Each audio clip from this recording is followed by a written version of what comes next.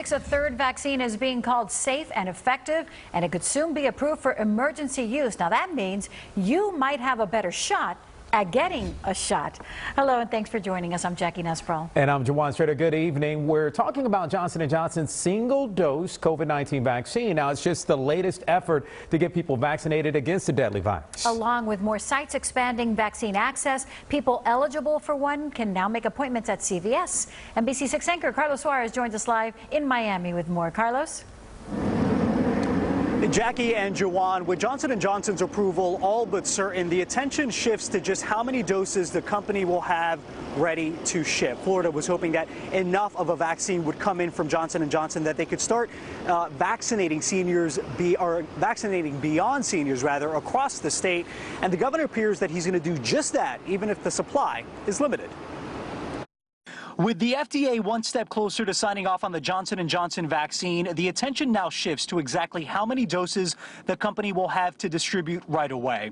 Their initial promise of 12 million doses is closer to 4, the company confirmed, and that shortfall has put a wrinkle on the state's rollout. It's going to be approved this week. They're going to start shipping it either this weekend or next week.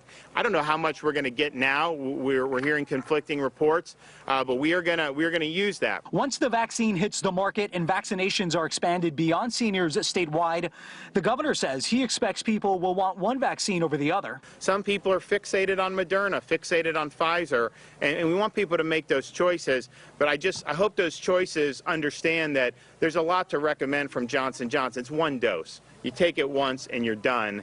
And the clinical trials were very, very effective.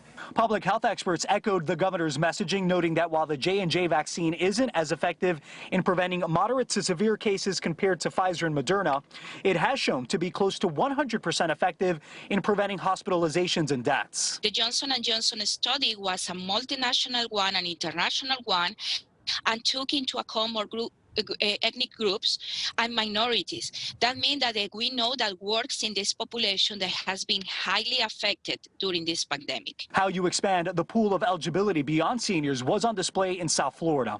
On Wednesday, Jackson Health began inoculating people 55 and older with specific medical conditions. It means a lot. I think that everybody deserves that, and it was a special gift today for me. All right, so the governor is expected to detail the opening of vaccines most likely tomorrow. We're being told that that number will most likely be between folks that are 50 years of age and up or 60. Again, a final decision on that is expected, if not Thursday, on Friday. As for just how many first dose appointments were made for folks here at Jackson Health, when it comes to those 55 and older crowd with one of these underlying medical conditions, we're told 640 of them were scheduled for a vaccine today. We're live outside of JMH's Ryder Trauma Center in Miami. I'm Carlos Suarez, NBC6 News.